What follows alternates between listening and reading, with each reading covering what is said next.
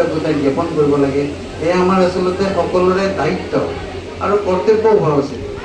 কাৰণ ছাৰে যিখিনি কৰিছে সেইখিনি মই আজি প্ৰায় 18 বছৰ এই অঞ্চলত আছোঁ আৰু এই 18 বছৰ কাল মই ছাৰক দেখা পাইছোঁ।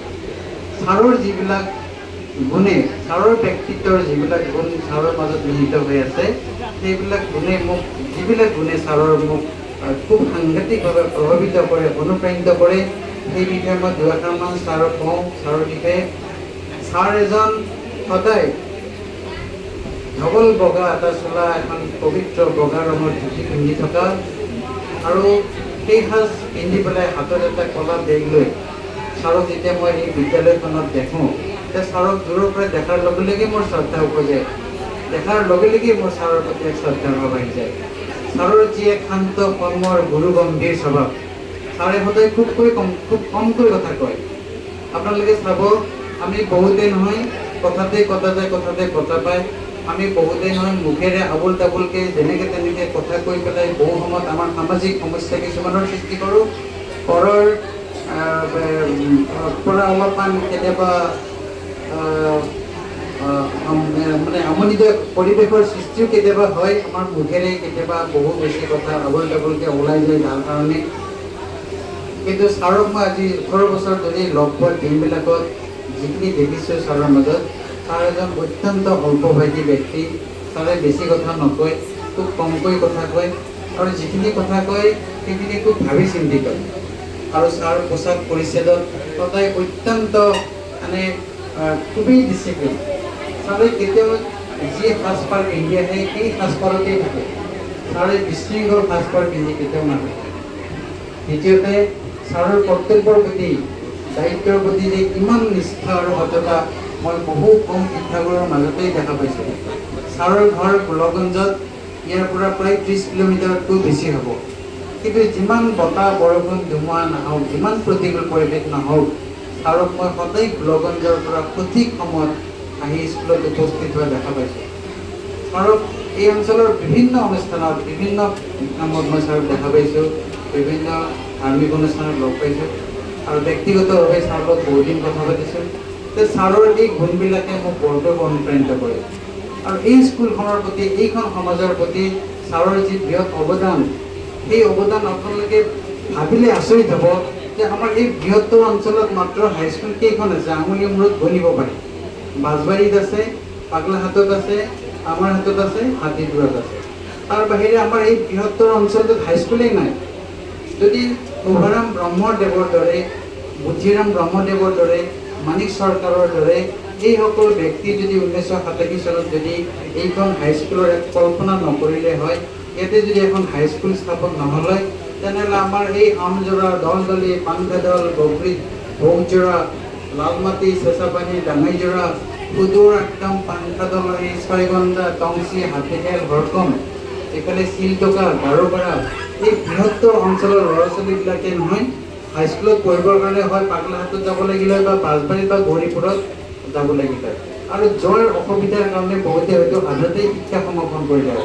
কিন্তু সেইসকল শোভাৰাম ব্ৰহ্মদেৱৰ দৰে সেইসকল মহান ব্যক্তিৰ প্ৰচেষ্টাত এই হাইস্কুলখন 1987 চনত স্থাপন হ'ল আৰু প্ৰতিষ্ঠাৰ দিনাখনৰ পৰাই হেমন্ত কুমাৰ ভগত ছাৰে প্ৰধান শিক্ষক হিচাপে কাৰ্যভাৰ গ্ৰহণ কৰি প্ৰায় 37 বছৰ কাল ধৰি জীৱনৰ অমূল্য সম্পদ সেই সময়খিনি তেখেতে আমাৰ ৰাইজৰ কাৰণে, আমাৰ এই অঞ্চলবাসী ৰাইজৰ, এই ছাত্ৰ ছাত্ৰীসকলৰ কাৰণে দি গ'ল। আমাৰ এই অঞ্চলত যিমান হাইস্কুল, যিমান ল'ৰা ছোৱালী আছে, যিমান উচ্চ শিক্ষিত ল'ৰা ছোৱালী আছে, এই সকলোবিলাকে ক'বলৈ গ'লে ছাৰৰেই ছাত্ৰ। ইয়াতে এনেকুৱা এজন ছাত্ৰ নাই যি ছাৰৰ ছাত্ৰ নহয়। যিমান এই অঞ্চলত তুমি চাবা, সেই সকলোবিলাক এইখন হাইস্কুলৰ পৰাই ওলোৱা। আৰু এই হাইস্কুলখনৰ ছাৰ অহাৰ পিছৰ পৰাই মই গম পাওঁ যে আমাৰ কোকৰাঝাৰ জিলাৰ ভিতৰত যিমানকেইখন হাইস্কুল আছে, সেই হাইস্কুলবিলাকৰ ভিতৰত দ্বিতীয় পজিশ্যন, 2 নম্বৰ পৰ্যায় পাইছিল, দ্বিতীয় স্থান অধিকাৰ কৰিছিল আমাৰ এইখন হাইস্কুলে। আৰু তাৰ প্ৰধান ভূমিকা আচলতে আমাৰ ছাৰৰ, হেমন্ত কুমাৰ ভগত ছাৰৰ। ছাৰে ইমান দূৰৰ পৰা, গোলগঞ্জৰ পৰা আহি ইয়াত নিষ্ঠাৰ সততাৰে এই স্কুলখনৰ কাৰণে কাম কৰে, স্কুলৰ ডিউটি কৰে। তাৰ উপৰিও কোকৰাঝাৰত যোৱা, কাজিগাঁৱত যোৱা, বিভিন্ন ঠাইৰ মেম মিটিংবিলাকত যোৱা, ট্ৰেইনিঙত যোৱা আৰু বিভিন্ন ধৰণৰ স্কুলৰ ক্ৰীড়া সমস্যাবিলাক আছে। এই সকলোবিলাক সমস্যা মূৰ পাতি লৈ তাৰ এই সুদীৰ্ঘ ৩৭ বছৰ কাল শিক্ষকতা কৰে। গতিকে ছাৰৰ এই মহান অৱদানৰ কাৰণে যি আজি সম্বৰ্ধনা সভাৰ আয়োজন কৰিছে, এয়া আচলতে কম। তথাপিও ময়ো এজন এই অঞ্চলৰে সাধাৰণ নাগৰিক হিচাপে ছাৰৰ সেই বৃহৎ অৱদানৰ কাৰণে ছাৰক মই ধন্যবাদ আৰু কৃতজ্ঞতা জ্ঞাপন কৰিলোঁ। ছাৰৰ দীৰ্ঘায়ুৰ সুস্বাস্থ্য কামনা কৰিলোঁ। আজি বিদায় হ'ল বুলি যে ছাৰক বিদায় দিব তেনেকুৱা নহয়। মোৰ এক প্ৰস্তাৱ, এই স্কুলখনৰ মেনেজমেণ্ট কমিটিয়ে যাতে ছাৰক পৰামৰ্শদাতা হিচাপে, কনচালটেণ্ট হিচাপে ৰাখে। ভৱিষ্যতে যিকোনো এই স্কুলখনৰ উন্নয়নমূলক কামৰ আৰম্ভণিতে যাতে ছাৰৰ পৰামৰ্শৰ কাৰণে ছাৰক মাত বিচাৰে, মই সেইটোৱে কামনা কৰোঁ। আৰু ছাৰৰ দিনতে আমাৰ এই হাইস্কুলখন মই দেখা পাইছোঁ। আমাৰ এই হাইস্কুলখনত বৰ্তমান কি নাই, কি সুন্দৰ এক বাগিচা, কি সুন্দৰ এক কম্পিউটাৰ ৰুম, লেবৰেটৰী, বিভিন্ন ধৰণৰ আমাৰ ইয়াত ইনফ্ৰাষ্ট্ৰাকচাৰৰ নামত যিমানখিনি হ'ব লগা হৈছে চবখিনি ছাৰৰ দিনতেই হৈছে। ছাৰে যদি আপ্ৰাণ চেষ্টা নকৰিলে হয়, ছাৰে যদি নিষ্ঠাৰ সততাৰে কাম নকৰিলে হয়, আমাৰ এই হাইস্কুলখনক যেনেকৈ পূৰ্ণাংগ ৰূপত আমি দেখা নাপালোঁ। আমাৰ হাইস্কুলখনৰ পৰিৱেশ কি সুন্দৰ, চাৰিওফালে গছ গছনি, চাৰিওফালে বাউণ্ডেৰী ৱাল, যিখিনি লাগে এখন হাইস্কুলৰ প্ৰয়োজনীয় লেট্ৰিন বাথৰুমৰ পৰা খোৱা পানীৰ ব্যৱস্থাৰ পৰা আৰম্ভ কৰি গোটেইখিনি ইয়াত আছে। এই সকলোবিলাক কাৰণে হৈছে ছাৰৰ আপ্ৰাণ প্ৰচেষ্টাৰ কাৰণে। ছাৰে যদি প্ৰধান শিক্ষক হিচাপে ইমান দিন কষ্ট কৰি কাম কৰি নগ'ল হয়, সেইখিনি হয়তো আমি নাপালোঁ হয়। গতিকে বিদায়ী সম্বৰ্ধনা সভাত তেখেতলৈ মই পুনৰবাৰ ধন্যবাদ, কৃতজ্ঞতা, তেখেতৰ সুস্বাস্থ্য দীৰ্ঘায়ু কামনা কৰিলোঁ। আৰু আজি শিক্ষক দিৱস হিচাপে, আজি যি শিক্ষক দিৱস তাৰ লগত সংগতি ৰাখি এই সম্বৰ্ধনা সভাৰ আয়োজন কৰা হৈছে। গতিকে শিক্ষক দিৱসৰ কথা ক'বলৈ যাওঁতে যদি মই ডক্টৰ সৰ্বপল্লী ৰাধাকৃষ্ণন দেৱৰ বিষয়ে দুআষাৰ নকওঁ, তেতিয়াহ'লে তেখেতক অপমান কৰা হ'ব। 1888 চনত তামিলনাডুৰ তিৰুতন্নি নামৰ গাঁওখনত জন্ম লাভ কৰা ডক্টৰ সৰ্বপল্লী ৰাধাকৃষ্ণন দেৱ এজন অত্যন্ত দুখীয়া ঘৰৰ ল'ৰা আছিল। আপোনালোকে সকলোৱে ভাবিব পাৰে যে ধনৰ অভাৱ হ'লেই যেন আমি শিক্ষা ল'ব নোৱাৰিম, ধনৰ অভাৱ, টকা পইচা নাই, গতিকে আমি ক'তনো ডক্টৰ হ'ব পাৰিম, ক'ত ইঞ্জিনিয়াৰ হ'ব পাৰিম, ক'তনো ডাঙৰ অফিচাৰ হ'ব পাৰিম, নোৱাৰিম। আমাৰ মনৰ এই নিৰাশা আৰু হতাশা ৰাখিব নালাগে। কাৰণ ডক্টৰ সৰ্বপল্লী ৰাধাকৃষ্ণন দেৱে যেতিয়া দৰ্শন বিভাগত যেতিয়া MA পাছ কৰিছিল, তেতিয়া তেওঁৰ পঢ়িবলৈ কিতাপ নাছিল। কিন্তু তেওঁৰ এজন খুৰাকৰ ল'ৰাই MA পাছ কৰিছিল দৰ্শন বিভাগত লৈ পেলাই। তেতিয়া সেই খুৰাকৰ ল'ৰাজনে দিয়া কিতাপবোৰ খুজি আনি পেলাই পঢ়ি ডক্টৰ সৰ্বপল্লী ৰাধাকৃষ্ণন দেৱে MA পাছ কৰিছিল দৰ্শন বিভাগত। আৰু সেই তাৰপিছতে তেওঁ মাদ্ৰাজৰ প্ৰেচিডেঞ্চি কলেজত তেওঁক ভাষণ দিয়াৰ কাৰণে, লেকচাৰ দিয়াৰ কাৰণে মাতে। আৰু তাতেই তেখেতৰ ভাষণত আপ্লুত হৈ তেখেতে মাদ্ৰাজ প্ৰেচিডেঞ্চি কলেজৰে অধ্যাপক হিচাপে থাকিল। তাৰপিছতেই তেখেতক মাইচুৰ ইউনিভাৰ্চিটিত নিমন্ত্ৰণ কৰে। আৰু তাৰপিছতেই তেখেতে গ্ৰেট ব্ৰিটেইনৰ মানচেষ্টাৰ কলেজলৈকে তেখেতক নিমন্ত্ৰণ কৰে। আৰু তাতে তেখেতক ভাল পায় অক্সফৰ্ড ইউনিভাৰ্চিটিলৈকে তেখেতক নিমন্ত্ৰিত অধ্যাপক হিচাপে পাতে। আৰু এনেকৈ পৃথিৱীৰ বিখ্যাত এজন দাৰ্শনিক পণ্ডিত হিচাপে সমগ্ৰ পৃথিৱীতে তেখেতে পৰিচিত হৈ পৰিল। গতিকে এইজন মহান শিক্ষাগুৰুকো আজি মই শ্ৰদ্ধাৰে সোঁৱৰণ কৰিছোঁ। 1962 চনত এবাৰ তেখেতৰ মৰমৰ ছাত্ৰ ছাত্ৰীবিলাকে ডক্টৰ সৰ্বপল্লী ৰাধাকৃষ্ণন দেৱক কৈছিল যে আমি আপোনাৰ জন্মদিনটো পালন কৰিব বিচাৰোঁ। আমি আপোনাৰ তেওঁ ছাত্ৰ ছাত্ৰীক বিৰাট ভাল পাইছিল। গতিকে ছাত্ৰ ছাত্ৰীবিলাকে কৈছিল যে আপোনাৰ জন্মদিনটো আমি পালন কৰিব বিচাৰোঁ। তেতিয়া ডক্টৰ সৰ্বপল্লী ৰাধাকৃষ্ণন দেৱে কৈছিল যে মোৰ জন্মৰ দিনটোত যদি তোমালোকে শিক্ষকসকলৰ প্ৰতি সন্মান জনাই শিক্ষক দিৱস হিচাপে পালন কৰা, তেতিয়াহে মই বেছি গৌৰৱ বোধ কৰিম। আৰু তেতিয়াৰ পৰাই কি হ'ল, 62 চনৰ 5 ছেপ্টেম্বৰ তাৰিখৰ পৰাই প্ৰথম শিক্ষক দিৱস পালন কৰা হ'ল। আৰু তেতিয়াৰ পৰা আজিলৈকে শিক্ষক দিৱসটো পালন কৰা হৈ আছে। গতিকে সেইজন মহান মনীষীকো মই শ্ৰদ্ধাৰে সোঁৱৰণ কৰিছোঁ। শেষত মই বেছি কথা নকওঁ, আমাৰ বহু কেইজন জ্ঞানী গুণী ব্যক্তি আছে, তেখেতসকলে ক'ব। ইতিমধ্যে বহু সাৰুৱা কথা আমাৰ কেইবাজনো বয়োজ্যেষ্ঠ মোৰ ছাৰে কৈ গৈছে। Sudhir Bhagat sir, doctor Bipin Das sir, তেখেতসকলে কৈ গৈছে। মই আৰু বেছি কথা নকওঁ। শেষত আপোনালোকে কিজানি আমনি পাইছে, তাৰে কাৰণে মই ডক্টৰ ভূপেন হাজৰিকাদেৱে লিখা ৰচনা কৰা গুৱাহাটী সম্প্ৰীতিৰ গীতৰ দুভাগিমান গাই আজি মই মোৰ বক্তব্য সামৰণি মাৰিম। তেখেতে গোৱা সম্প্ৰীতিৰ গীতটো মই এইকাৰণেই গাব বিচাৰোঁ যে আমি সকলোৱে মিলিজুলি থাকিব লাগিব।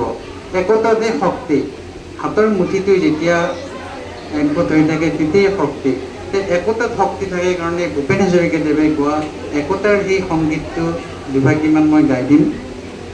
হে হে ঢোলে ডগৰে, হে হে হিয়াৰু মেৰে, নেদেখা এনা জৰিৰে, এ বান্ধো আমি পাহাৰ শিখৰৰে, মহান চিমক হে হে চেৰাপুঞ্জীৰে, হে হে দিজা আকাশৰে, উদাৰ মেঘে যেনে দৰে, আবতি ধরে বারিখার ফুটেরে, মহান শ্যামক হে হে ঢোলে ডগরে, কৃষ্ণ গরকিয়াই বাই বাহি, খাসি গরকিয়াই বাই সেরতি, এই দুয়ুতি বাহি বাহরে বাহি, দুয়ুতি বাহি বাহরে বাহি, দুয়ু প্রকাশে কেতি কুরক হে হে ঢোলে ডগরে, হে হে হিয়াৰু মেৰে, নেদেখা এনা জৰিৰে, এ বান্ধো আমি পাহাৰ শিখৰৰে, মহান শ্যামক হে হে ঢোলে ডগৰে। শেষত ধন্যবাদ। শেষত ছাত্ৰ ছাত্ৰীসকলৰ প্ৰতি মোৰ এটা নিবেদন আছে, অনুগ্ৰহ কৰি আপোনালোকে শুনিব। আপোনালোকে সকলোৱে জানে বিদ্যালয়খন হৈছে এটা মন্দিৰ। সেইকাৰণে আপোনালোকৰ প্ৰতি মোৰ এটা অনুৰোধ, আপোনালোকে আমাৰ আদিগুৰু পিতৃ মাতৃ, দ্বিতীয় হ'ল আমাৰ শিক্ষাগুৰুসকল, তৃতীয় হ'ল এই মন্দিৰ সদৃশ এই বিদ্যালয়খন, এই তিনিটা বস্তুৰ প্ৰতি শ্ৰদ্ধা আৰু সন্মান আপোনালোকে কেতিয়াও নেৰিব। যিহেতু বিদ্যালয়খন এখন মন্দিৰৰ দৰে, আপোনালোকে সকলোবোৰ ছাত্ৰ ছাত্ৰীয়ে যেতিয়া সেই মন্দিৰত প্ৰৱেশ কৰে তেতিয়া দুৱাৰ মুখতে সদায় ভক্তি দি পেলাই সোমাব। কিন্তু তাৰ আগতে যিহেতু আদিগুৰু পিতৃ মাতৃ, গতিকে ঘৰৰ পৰা যেতিয়া স্কুললৈ আহিব তেতিয়া সদায় নিজৰ পিতৃ মাতৃয়ে ভক্তি দি পেলাই আহিব যে দেউতা মই স্কুলত যাওঁ বা মা মই স্কুলত যাওঁ, এনেকৈ ভক্তি দি পেলাই মাত দি পেলাই আহিব। এইটো প্ৰথম কাম। দ্বিতীয়তে, যেতিয়াই এই বিদ্যালয়খনৰ কেম্পাছত সোমাব বিদ্যালয়ৰ গেটখনতে এবাৰ ভক্তি দি পেলাই সোমাব, যিহেতু বিদ্যালয়খন এখন মন্দিৰ। তৃতীয়তে, এইখন বিদ্যালয়ৰ এই বিদ্যালয় সদৃশ মন্দিৰত থকা শিক্ষাগুৰুসকলে আমাৰ জ্ঞান চক্ষু মোকলায়। সেইকাৰণে তেখেতসকলক দেখাৰ লগে লগে সদায় শ্ৰদ্ধাৰে কথা পাতিব, চকুত হৈ কথা নাপাতিব, সদায় মূৰ দোৱাই কথা ক'ব। শিক্ষাগুৰুসকলক সদায় সন্মান কৰি কথা ক'ব, মূৰ দোৱাই কথা ক'ব। আৰু আহি স্কুলত প্ৰৱেশ কৰাৰ লগে লগেই শিক্ষাগুৰুজনক সুপ্ৰভাত দিব, গুড মৰ্ণিং ছাৰ, নমস্কাৰ ছাৰ, এনেকৈ। আৰু যাবৰ টাইমত স্কুলৰ পৰা যেতিয়া ছুটি হ'ল গুচি যাব, তেতিয়া যাবৰ টাইমতো একদম ছুটি দিলে বেল বজালে উৰাই যাওঁ, ভোক লাগিছে দৌৰা দৌৰিকৈ যাওঁ, এনেকুৱা ধৰণৰ নকৰি শিক্ষাগুৰুসকলক মাত দি যাব যে ছাৰ যাওঁ, তেনেদৰে আজি যাওঁ আৰু কালি লগ পাম। এনেকৈ যেতিয়া সদায় শিক্ষাগুৰুসকলক আহোঁতে মাত দিব, যাওঁতে মাত দি যাব, সেই শিক্ষাগুৰুসকলৰ তোমাৰ প্ৰতি যিটো ইমপ্ৰেশ্যনৰ সৃষ্টি হ'ব, যিটো মনতে শুভকামনাৰ সৃষ্টি হ'ব, সেইটোৱে এটা ডাঙৰ আশীৰ্বাদ হ'ব। আৰু সেই আশীৰ্বাদে তোমালোকক জীৱনৰ পথত আগবাঢ়ি যোৱাত সহায়ক হ'ব। তোমালোকে সকলোৱে স্কুললৈ আহোঁতে মা দেউতাক ভক্তি দি আহিবা। মই এইটো কথা কামনা কৰিব পাৰোঁনে? সকলোৱে হাত দাঙি কোৱাচোন, আহিবানে? বিদ্যালয় গৃহত প্ৰৱেশ কৰাৰ লগে লগে তাতে ভক্তি দি স্কুলত সোমাবানে? শিক্ষাগুৰুজনক স্কুলত দেখা পোৱাৰ লগে লগে গুড মৰ্ণিং ছাৰ, নমস্কাৰ ছাৰ জনাব লাগে, সম্বোধন জনাবানে? বঢ়িয়া। তোমালোকৰ পৰা এইখিনি আশা কৰি পেলাই তোমালোকৰ উজ্জ্বল ভৱিষ্যত কামনা কৰিলোঁ। মোক যে এই অনুষ্ঠানত নিমন্ত্ৰণ কৰিলে, সুযোগ দিলে দুআষাৰ কোৱাৰ বাবে, তাৰ বাবে ধন্যবাদ জনালোঁ। শ্ৰদ্ধাৰ হেমন্ত ভকত ছাৰৰ সুস্বাস্থ্যৰ দীৰ্ঘায়ু কামনা কৰিলোঁ। আৰু ইয়াত উপস্থিত থকা সমূহ নিমন্ত্ৰিত অতিথিসকলক পুনৰবাৰ মই শ্ৰদ্ধাৰ ভক্তি নিবেদন কৰি মই মোৰ বক্তব্য সামৰণি মাৰিছোঁ। ধন্যবাদ।